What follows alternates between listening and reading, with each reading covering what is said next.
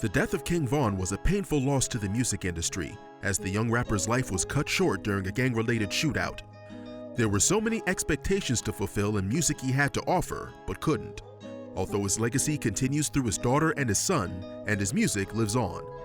From his feuds to his outbursts, and finally the bullets that took his life, in this video, we'll share the various incidents surrounding the death of King Von and its connection to Pooh Shiesty. Davon Daquan Bennett, also known as King Von, was born on August 9, 1994 in Chicago, Illinois. His mother Taisha raised him alone due to his father's several incarcerations. Through his father, he had 6 half-siblings and 3 other half-siblings through his mother. When Von was at the young age of 11, his father was shot and killed.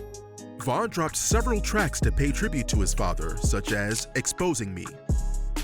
Von's own legal trouble started when he was just 16 years old. From there, he moved from one run-in with the law to the next, and then got involved in some serious gang troubles. Later, he was allegedly involved in a gang clash that resulted in the death of one person and leaving another wounded and barely hanging on for his life. He was later acquitted. He'd been involved in several altercations, and being signed by Lil Durk's record label intensified his links to crime. In late November 2012, he was arrested and locked up in Cook County Jail for unlawful possession of a firearm. In July 2014, he was arrested for a shooting that occurred that May in Inglewood, which resulted in the death of Malcolm Stuckey and injuring 2 other men. He was released after a witness failed to testify, but this didn't stop him from getting deeper into crime. In June 2019, Von was arrested with his friend Lil Durk for a shooting that occurred in Atlanta. Prosecutors said Durk and Von were involved in a robbery and shooting of a man in Atlanta on February 5, 2019. Around 2:15 a.m. on November 6, 2020, Von was involved in a dispute with Quando Rondo in an Atlanta nightclub. It quickly escalated from words to gunfire, getting the attention of the Atlanta police who returned fire. Von was rushed to a hospital in critical condition and passed away shortly after. 3 other people were killed that night and 4 more wounded. One of the suspects identified is Timothy Leaks. King Von was buried in Chicago on November 15, 2020, with his family and loved ones in attendance. Von's manager Track spoke with the press concerning his past projects and how Von only had project obligations to Empire Records. Since he wasn't signed to a record label, he owned all his publishing and royalties. Track said he owns all his masters. He wasn't an artist that sold his publishing, so everything belongs to him. It's a blessing from God because his kids and his family will be good for the rest of their life. What does this mean for his family? Their needs will be provided for now that he's gone, and they won't have to struggle like he did. Von's management team plans to continue to look after his family, announcing plans to set up trust funds for his children, and pass the money on to some of Von's friends whom he considered family. King Von was signed by a fellow rapper Lil Durk to his Only the Family label. His breakout single Crazy Story was released on December 6, 2018. He appeared with his girlfriend Asian Doll for a special Valentine's Day music video called Grandson. After that, he released the remix to Crazy Story 2.0, which featured Durk and was number 4 on the Billboard Bubbling Under Hot 100 chart. After that came Crazy Story Part 3. He then released Like That with Durk, which did well on the charts. His 15-track mixtape, Grandson Volume 1, debuted at number 27 on the Hip Hop R&B Albums chart and number 75 on the Billboard 200. Other music released by him includes 2 AM, Rolling, Pressin', Took Her to the O, Grandson for President, Broke Ops. All these which also featured Durk and got over 21 million views on YouTube, How It Go, I Am What I Am, and many more. Keep watching this video to find out the real reason King Von was killed.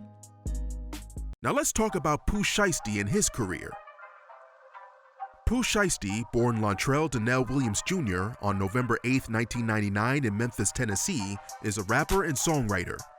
He resided in Pflugerville, Texas for 2 years and then returned to Memphis, where he went to summer school so he could graduate high school, and after school took up music. His first single, Hell Night, was released on March 15, 2019, which featured his good friend Big 30. Its video was released a month later. 4 months after that, he released his second single, Shiesty Summer, on August 20th, 2019, with accompanying music video. 2020 put him on the map, and he is currently signed to Gucci Mane's 1017 Records. He received a co-sign from 3 6 Mafia's Juicy J. He's made several collaborations with Gucci and other label mates. His debut mixtape, Shiesty Season, peaked at number 3 on the US Billboard 200. Back in Blood, which features Lil Durk, is Shiesty's best-known single for 2020. Other songs released include Chopper Talk, Day One, At It Again, Main Slime, Twerk Some, and other collaborations with members of 1017, and its boss Gucci Mane. Pooh Shiesty was influenced by Chief Keef, Kodak Black, and Lil Wayne. Wayne in particular has been his role model and has had a huge influence on his lifestyle. On October 13, 2020, he was arrested in connection with a shooting in Bay Harbor Islands, Florida. He was released that same day facing charges of armed robbery, aggravated assault, and battery. According to rumors, a beef between Quando Rondo and King Von was what led to Von's death, and not the involvement of Pooh Shiesty, although the inside word says that Shiesty was used as a replacement for Von. I know it seems a bit confusing, and that's why we're gonna break it all down. After Von's death in a shootout that involved Quando Rondo, his gang, and the police, there was a lot of speculation as to exactly who shot him and why. However, there was a lingering beef between Quando Rondo and King Von, and it all came to a head at the Monica Hookah Lounge where the shootout occurred, and lives were lost, including his. Quando Rondo, whose real name is Tyqueon Terrell Bowman, was born on March 23, 1999.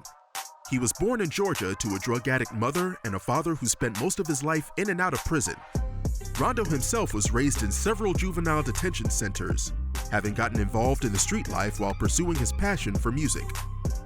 King Von was signed with OTF, while Quando Rondo was signed with Never Broke Again, Young Boy's imprint. These two camps have already been feuding for some time, which intensified Quando and Von's beef. Now it's speculated that this all started as a beef between Von and Young Boy Never Broke Again, and Quando was out riding for his man, wanting to protect his stature and honor. Von posted a picture of Young Boy's ex-girlfriend, Jania Michelle, later saying that they were just making music together, but the damage had already been done. In the days leading up to his death, Von clearly stated he had no problems with Young Boy, saying, "Ain't no rap beef, and ain't no real beef unless somebody got shot or something." You'd think the animosity was reciprocated on Quando and Lil Durk's side, but it wasn't. Instead, Quando has plenty of respect for Lil Durk, and he even told Hot New Hip Hop, "Lil Durk has music from 2012 that has over 1 million streams, but people like him don't get recognized." Quando and Young Boy aren't the only rappers Von had issues with. He also had problems with 6ix9ine for testifying against his 9 Trey partners. While Tekashi was being charged for a series of offenses and cooperated with prosecutors, taking a plea deal in exchange for his testimony, Von didn't think he deserved a second chance in the music industry or at life. He cut off every and anyone associated with Tekashi and criticized everything he did. 6ix9ine's collaborations with Akon and Nicki Minaj were highly criticized by Von, saying he lost all respect he had for Akon, and that Nicki Minaj had sold herself out and disposed of her morals.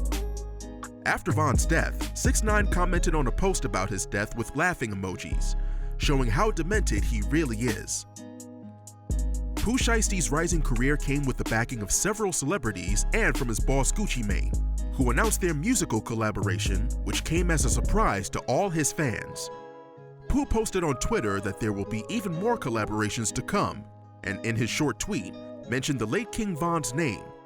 He tweeted, "Shiesty and Von, about that time."